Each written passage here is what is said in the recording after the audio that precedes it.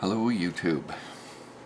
This is an open letter to all Christians, most specifically people that would consider supporting Shawn aka VenomFangX monetarily.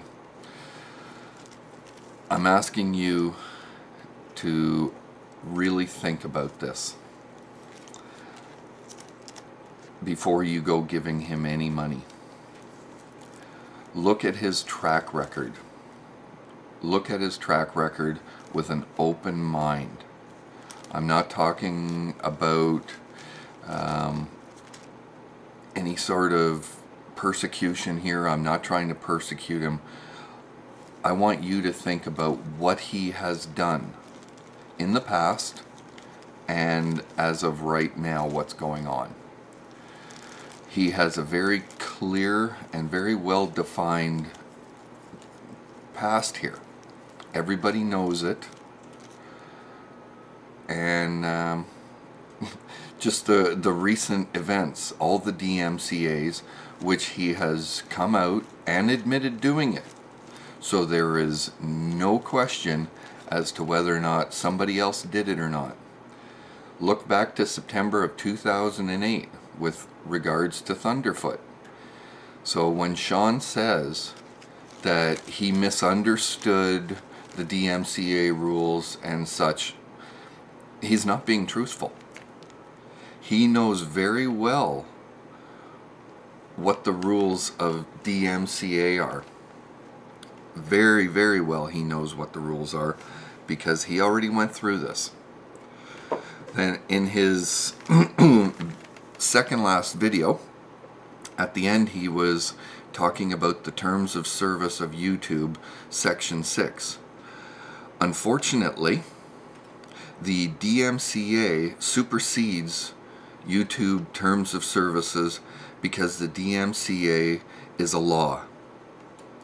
The YouTube terms of service have no legal bearing whatsoever. The DMCA rules the day here.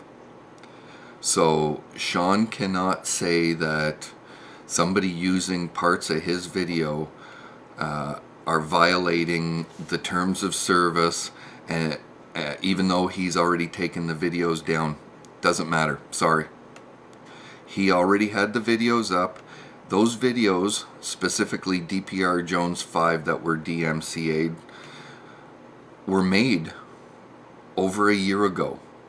And he was very well aware of those videos over a year ago.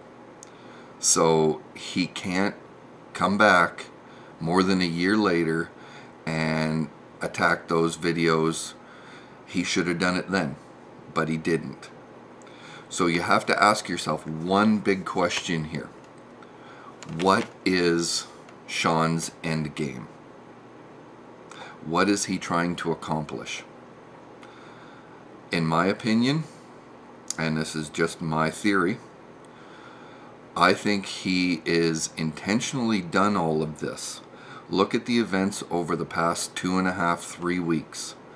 Out of the blue, he suddenly shows up, and with the first video that he put up, he even clearly stated that he wasn't coming back. He said that this was just a trial thing to show for some GNC TV, or exactly what they're called, I don't recall. So that was part of, that was the start of it. Then things got rolling. He put up a few more videos, the meaning of life, yada yada. And then the crap hit the fan. Or no, crap didn't hit the fan yet. Then he came out with, "Hi everybody, I want to get my website going again, but I need your support monetarily." And then the crap hit the fan. The 30 plus DMCAs filed against no less than 4 separate YouTube channels. We all know who all those channels are. I don't need to go into that. Then, after 2 days, he posted his 9-minute video talking about why he did file the DMCAs, which was followed up with an apology to DPR Jones, saying that he didn't understand, he misunderstood the DMCA rules. No. What's the end game? The end game is VenomFangX is trying to draw money from his supporters. He even has said, I want your support. And we all know what that support means. He wants you to send him money. Now, I think that if this were to end up in a court situation, Shawn will very easily be able to find a lawyer to represent him pro bono. You know it, I know it. He will very easily be able to find a Christian lawyer to support him and take on his case without pay. So, if he collects a whole bunch of money that he's saying that he will need for a legal defense fund, where is that money going to go if it doesn't go to a lawyer? Ask yourself that question. What exactly is Shawn trying to accomplish here? He has intentionally done this, I believe. I think it's all part of a plan. He wants to get your money. That's what he wants. He wants money. He is trying to set himself up here, and it's not the right way to do it. If he wants to be an evangelical preacher, then go about it the same way all the other evangelical preachers do it. Go to Bible college, go to seminary, do this, do that. Do what all the other legitimate pastors and preachers and reverends and ministers and priests do. Follow the regular channels.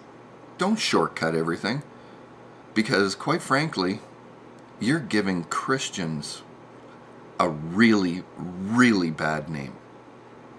And yes, I do know that Shawn does not represent the majority of Christians. I know that the vast majority of Christians are nothing like Shawn. I know it for a fact, because I have met and I have lived with and lived around Christians my entire life, and I have never, ever been friends or foe with anybody as over the top as Shawn. Not one. I've met some very strong supporters of Christianity, and I've met some very strong supporters of other religions, Jews, Muslims, Hindus, Sikhs, whatever. Nobody, and I mean nobody, is on the level that Shawn is.